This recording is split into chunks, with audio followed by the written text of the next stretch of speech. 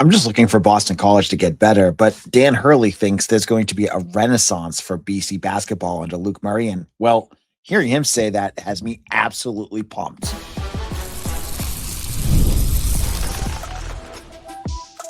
You are Locked On Boston College, your daily podcast on the Boston College Eagles. Part of the Locked On Podcast Network, your team every day.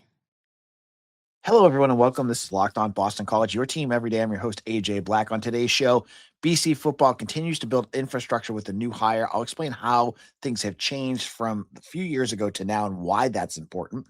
The roster emptying is almost done for Luke Murray as two more enter the portal. Only a few left. I'll explain what looks like and what I think will probably continue to happen. And the official start of the Luke Murray era is underway. And let's get into that first. So on Monday night, UConn lost in the national championship game against Michigan, who was an absolute wagon in this tournament. They beat UConn by 6 points. And with that loss, the Luke Murray in Stores, Connecticut era is officially over. No more splitting duties, no more working, game plans for Dan Hurley. He is now officially the full-time head coach at Boston College. I think it's the 15th head coach overall for BC basketball. And I have been singing his praises since they hired him. I'm very, very excited to see the change in where this program is going to go and the excitement that the fan base, donors, and players are going to get with a coach like this, because I really feel like he's going to bring BC basketball to a next level. And I'm not the only one who thinks this. On Monday's evening's press conference, as he sat at the dais and he looked sad and he was upset, UConn head coach Dan Hurley, who worked with Luke Murray at UConn. He worked with him at URI, Wagner. There's a bunch of stops that they've known each other for years. Murray is considered to be his lieutenant and the real architect of his offense that led to 2 national championships in a third title game matchup. And he knows him better than ever. And what Dan Hurley said, stunned me. The way that he framed this just, really got me. And what Dan Hurley said about Luke Murray was that, and I'm pulling up the quote right now because it was great. He said, "Luke's like a brother. We're both very similar. We're like the same person, and we're both bald. Boston College is about to have a renaissance in college basketball." I was just asking to get better. Having a renaissance and having BC turn into something because of Luke Murray, sign me up. I think that would be amazing. And listen, whether you like Dan Hurley or not, he's one of the best coaches in college basketball right now. He's a Hall of Fame coach already, and he feels like he's just getting started. And to have him speak so highly of his coach that you're now getting really puts in perspective how big of a home run BC made in this hire. CBS Sports, which is 247 is part of that, they graded out their coaching hires. It is what it is, right? It's just a fun little exercise to look at. They gave Jerry McNamara going to Syracuse a C+. They gave the new hire at UNC, the guy from the Jazz, a C. They gave BC an A for hiring Luke Murray. I think what is crazy about all of this, and I've seen many people actually say this, is that BC may have made the best hire in college basketball this offseason. BC basketball, where if you Google search, Twitter search, Boston College basketball, it's 99% of it is just fans making fun of them. And rightfully so, because they've been the dregs of college basketball for 15 plus years. They have not been competitive. They have fallen completely behind in the ACC. Bad hire after bad hire has not helped them, and having no resources haven't helped them. But it seems like there's a light at the end of the tunnel. They have not played a single game under Luke Murray. So at that part, I'm a little bit, I want to pump a little bit of the brakes. We haven't seen a single player coming out of the transfer portal. Again, we need to pump a little bit of the brakes. But what this brings, the hiring of Jim Christian didn't. The hiring of Earl Grant didn't. I'm not going to touch Steve Donahue because that was a different story. But those two hires left people going, you felt like you had to justify why you would be excited to be be a fan of this. You knew deep down in your heart, you knew nothing about these guys, and you looked at their Wikipedia pages or their basketball reference, sites and saw their records and went, is this really going to fit for BC? Okay, well, okay, he's gritty, not pretty. I guess that'll work. And Christian's been around a while. Yeah, there was a little, even with the optimism that you brought, there was still a healthy dose of skepticism because you just didn't think these guys were anything special. And voila, they weren't. Luke Murray is viewed as one of the brightest young minds in college basketball. I retweeted, some of the really, ingenious college basketball plays that he draws up and how important that is. After watching Earl Grant run, ISO guys just running and passing and not much happening, and then, the clock running down and there's nothing going on, to have that on your roster is going to be a lot of fun. And to have more money to go out and get players that you think you're going to need, that's also a lot of fun. And this is not a knock on the guys that are leaving. We'll talk about them in a minute, but you're recouping some of that money now because your entire roster is gone. So you're going to have more money to go out there, and he is an elite talent evaluator. Remember what Adam Finkelstein of 247 said. He is an elite evaluator. He knows what he's looking for. He's not going to go out there and just get guys that are reaches. He's going to get guys that he can develop, that he can bring in here. And that should get you excited. All of this. And I'm going to be transparent with you too. Just 2 months ago, I was on this show saying I wasn't going to talk about BC basketball because it was a dead product. And my numbers do not dictate talking about it because no one wants to listen to it. They want to listen to me talk about football for the 100th time. Since Luke Murray has taken over, I've talked more about BC basketball than BC football. And that's okay. BC football is only in spring practice. Honestly, folks, for the folks that are wondering why I haven't talked about spring football, there isn't much to talk about. I will get into that like crazy during the summer. I promise you, when I'm at practices, when I'm there at camp, I will get into all of that. The spring, I can give you some basic stuff of what's going on, but it's still super, super early. Instead, we have a ton of basketball, and you guys are responding. I get more comments, more listens. We just hit 3,000 subscribers on a show about Boston College. Thank you. I really do appreciate that. That's so cool to get that number. Let's get to 4,000 now. I'm never going to stop. I'm a hustler. You know what I mean? But I look at Murray, and I look at day one, and I'm very excited. And things are quiet right now. If you look and listen to what's happening with the portal, you only hear about the blue bloods right now. Like if you're listening to like who's visiting who, it's usually like, oh, this blue blood player is going to go visit these 4 other blue blood programs. Like it is what it is, right? So that's kind of where things are at. But right now with Luke Murray, Boston College basketball is a hot item. It's something that people want to talk about. It's something that people are, dare I say, excited about. Now, in our second segment, the roster change continues for Luke Murray as 2 more players enter the portal. We'll talk about what those two players were and what the roster looks like right now. And I'll talk a little bit more about that. And I want to give you an example about this new assistant coach BC has. And a player that he helped recruit, so you get a better understanding of why Brendan Strong is a really strong assistant. I'll tell you about that in just a moment.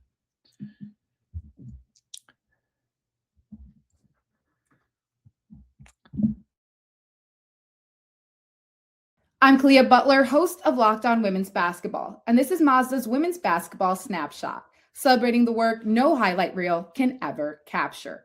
UCLA made history by winning its first NCAA Women's Basketball National Championship, dominating South Carolina 79-51. The Bruins controlled the game from start to finish with elite defense and balanced scoring, finishing the season 37-1. Star center Lauren Betts was named Most Outstanding Player, leading a team effort that capped a 31-game winning streak. Under head coach Corey Close, UCLA secured a landmark title that has been decades in the making. These moments are earned off the clock, those long before the lights ever come on. The sweat, the fakes, the doubt, the scrapes. I'm coming back for more every time. Mazda puts that same drive into every detail.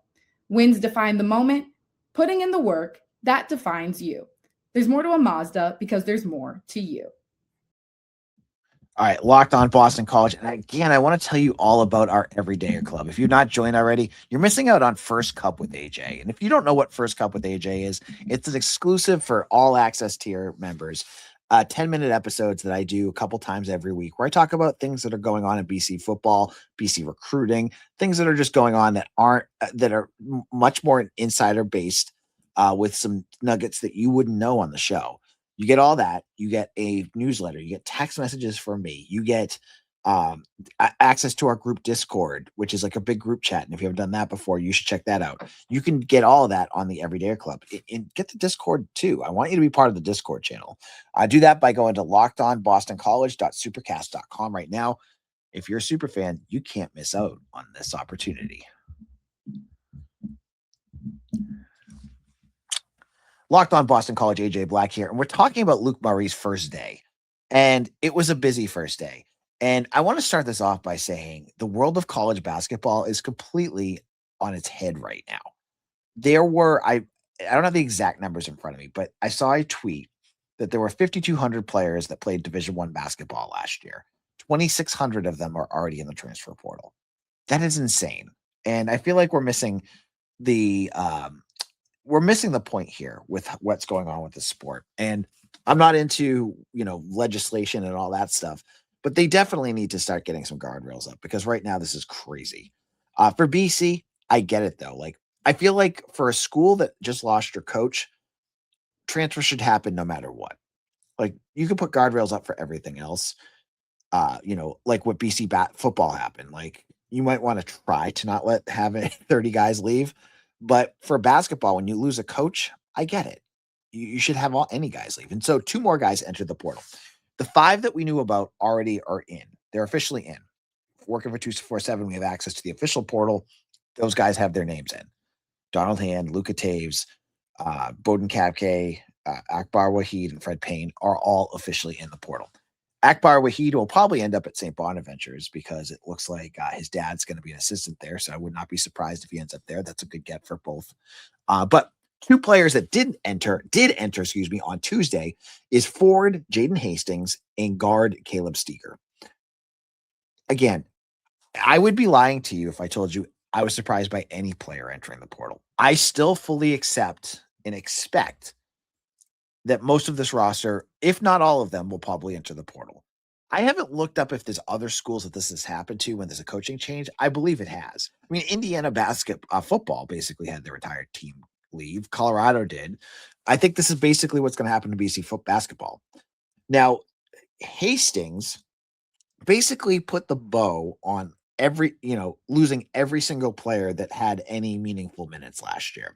He was your starting center/forward, a 6'10" forward from IMG Academy in Florida. Hastings came up a couple years ago after choosing BC over offers from Miami, Florida, Clemson, Georgia Tech. He had a bunch of good offers, and there was a lot to like about what he could do. This was a huge, physical presence under the rim, athletic, a guy that could redirect plays, anything near him. I love that piece of him. You love to have rim protectors, a good, solid rim protector. He was exactly that.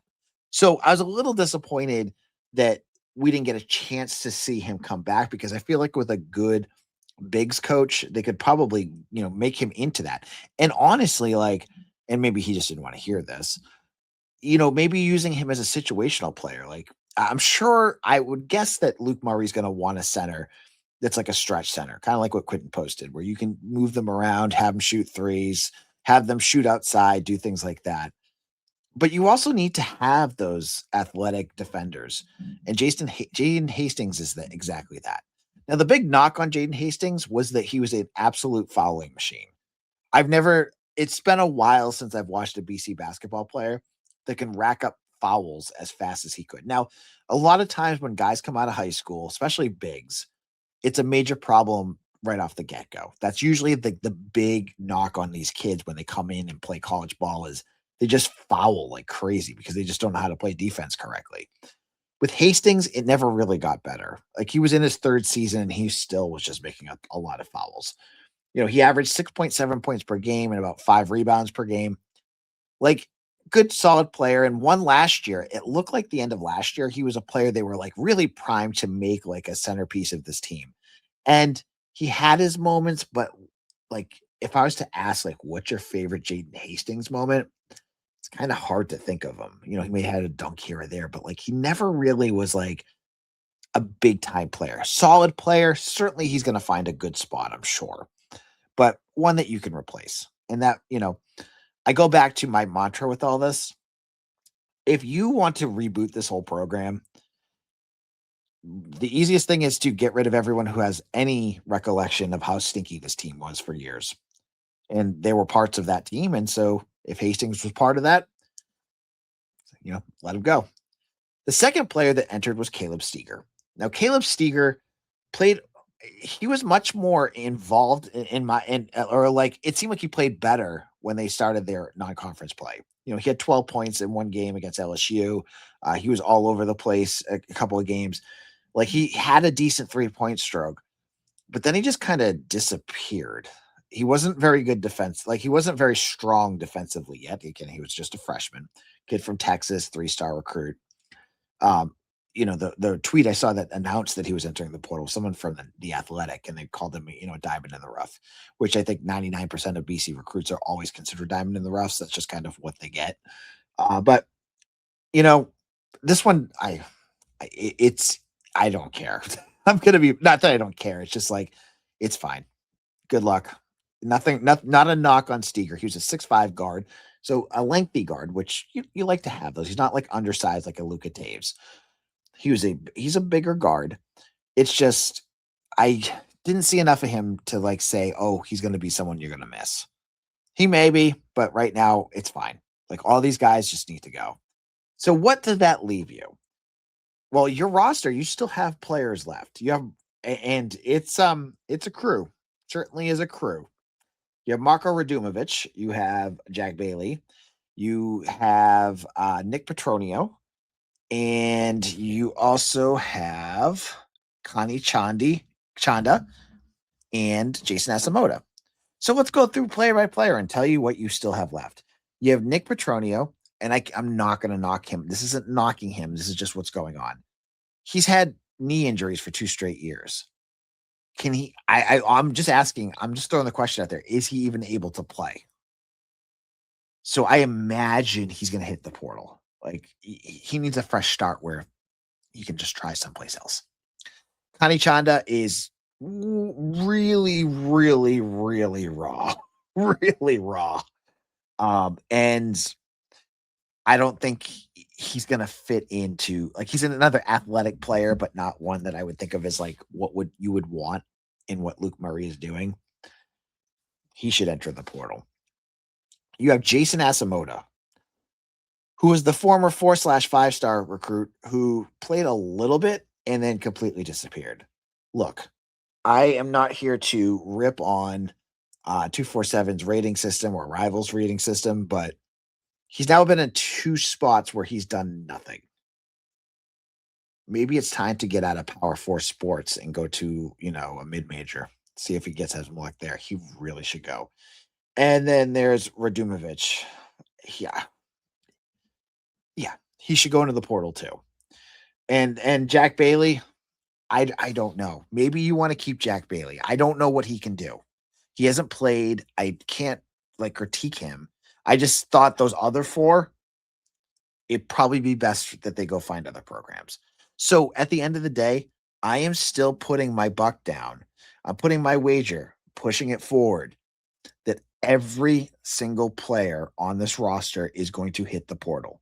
I truly believe that this is probably what's going to happen. And that Luke Murray is going to have a full deck of cards to go into the portal and do whatever he wants.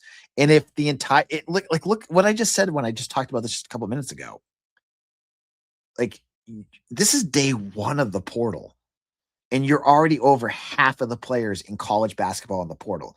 Are we looking at like 2/3 of the players entering the portal? That's insane. But that also gives you, as I've said before, if 2/3 of the players are in the portal, and it looks like I saw Bellarmine, or that Bellarmine school, their entire roster is coming back. So maybe most of just that one school is going to like bump up the percentage, but the rest, like, there's going to be a lot of players out there. And I was thinking too, my brain always goes to, can this guy come to BC? What's the connection? Are they from the area? Do they know one of the coaches?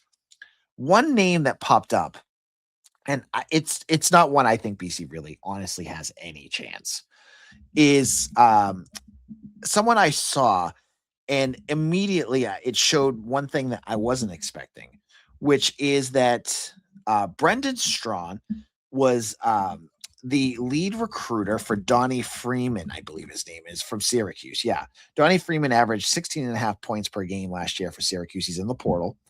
But he was I think he was like the number 7 or 8 player in the country when he came out. He'd been hurt. I think he's probably going to be way too expensive for BC. But someone asked me, the new assistant, you keep talking about why he's a good recruiter. Give me an example. Donnie Freeman's the example. He was a huge get for Syracuse. And so you're getting a guy that can get those connections in Washington, D.C. Hey, wouldn't it be cool, though, if maybe BC did have the money to get a guy like this, a guy that averaged 16 points per game, real athletic wing, he's 6'7"? Just saying. Maybe they don't have a chance, but maybe they don't. They do. In our last segment, excuse me, let's talk football. BC makes a big hire and really redefines what their structure looks like on this staff. And I'll explain what I mean by all that in just a moment.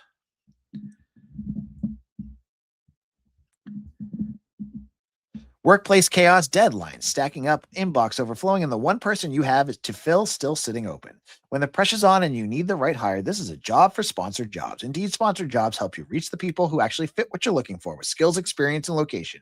So you're not just hoping the right candidate stumbles across your post. And here's a stat that says it all. In the minute I've been talking to you, companies like yours made 27 hires on Indeed, according to Indeed data worldwide. So if you're hiring, spend less time searching and more time interviewing candidates who check all your boxes with Indeed sponsored jobs. Spend less time searching and more time actually interviewing candidates who check all your boxes. Less stress, less time, more results. When you need the right person to cut through the chaos, this is a job for Indeed sponsored jobs. And listeners to the show will get a $75 sponsored job credit to help get you the job your premium status it deserves at Indeed.com/podcast. Just go to Indeed.com/podcast right now and support our show by saying you heard about it Indeed on this podcast. Indeed.com/podcast. Terms and conditions apply. Need to hire? This is a job for Indeed sponsored jobs. What if sports were traded like markets? Now you can put your sports IQ to work in real time with Robinhood prediction markets. It's not you against the house. It's you participating in a live market. You can buy or sell your positions live all game long. Use your sports knowledge in the moments that matter. Robinhood prediction markets change the game. It's people moving the action. So when momentum shifts, you can move with it. I always knew the game, but never had a dynamic way to apply that knowledge. Now I can actually take part live in a market powered by the people. You're no longer just a spectator. Play-by-play, you decide. Trade every play with Robinhood. Now available across the U.S. Download the Robinhood app now to begin. Wrapping up here on Locked On Boston College. And I want to tell you a little bit about Locked On ACC with Kenton Gibbs and Alex Dono. Check that out on YouTube or wherever you get your podcasts. Check out my website, Eagle Insider, part of the 247 Network. If you're not checked that out, I've been writing for that site for years. It's got some great stuff going on with the portal, and I think you'll enjoy some of the work that I've been doing over there. So on Tuesday, Chris Hummer, who works with me at 247, tweeted out that Ryan Roberts, assistant director of player personnel at MSU, Mississippi State, was just hired by BC to be the director of player personnel. So get the bump. And this is a new addition to the staff. If you're on Eagle Insider, I predicted this was going to happen about a month ago, but now he's officially there. So what does this all mean? Now, what Ryan Roberts is doing is basically kind of similar to what Julian Rowe-Cohen did last year, who's now the assistant general manager. And he's going to actually report to Julian Rowe-Cohen. But the structure that Bill O'Brien and BC has created within this program is actually quite striking, because just a few years ago, when I was starting to cover BC recruiting, go back to like 2019, 2018, when I started really getting into it, you basically had one guy, and not a knock on the guys that they had, but they were really raw guys, like young guys. Like you had Joe Sullivan, who was relatively new, and even more recently, like Spencer Dickow. These are guys that didn't, like, you looked at their resume, they didn't have a huge resume, and they did a nice job with what they were doing, but they were young. They were just learning. Now, and they were doing this by themselves too. There was no, like, Joe Sullivan was basically the director of player personnel, but there was no GM. There was no assistant GM. Like, he was doing everything. And then you bring in Spencer Dickow, and he's got a few guys here and there, but it's nothing like what they have now. Like, they're starting to build like a real infrastructure to this so that you can get more things done. Like, if you just look at what they have now, like I just mentioned, like before, you had like Spencer Dickow basically for a while, and Cameron Rodriguez, who was director of on-campus recruiting, and then maybe a couple assistants that were just like low-level kids that are just learning the job. Now you have GM Kenyatta Watson, who's worked a ton of different jobs, ACC, SEC. He's been everywhere. Step below him is the assistant GM, Julian Rowe-Cohen, who is he's worked at UNC. I believe he had time at Texas. He's been a lot of different places as well. Then you have Ryan Robert right below him. You have Cameron Rodriguez, who's director of recruiting operations below him. And you have all these other people that are associated with now. Like, you had last year, Kamario Morales. I'm sure they're going to probably find some guys that are going to do that kind of job. It is so much more developed. And I'm sure there's still spots where they might see needs that they don't have yet. But what I see is a school that's actually starting to put money in and doing things that, like, the most fans don't honestly know. Like, when you hear that BC is spending money, you're usually thinking, oh, are they revamping the stadium? Are they spending more on the staff that they have? Are they getting better staff? Or are they spending it on the players? Like, this is different. They're building in new jobs that, like, if you look at an Alabama, you look at a Georgia, these are things that they've had for years. You need to have that too.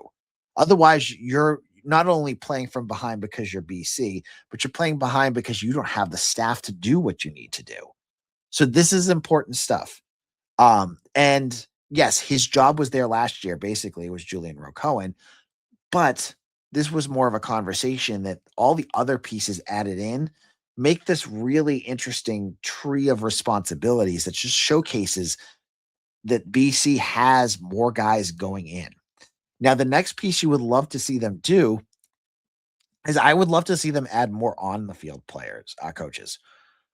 Like, have a dedicated defensive tackles coach, have a dedicated edge rushers coach. Like, you can tweak that. There's even, like, some schools have like dedicated slot receiver coaches. Like, get into it, like, build that out, because the more guys that you have on there, the more coaches that you can do, the more one-to-one work they can do as well.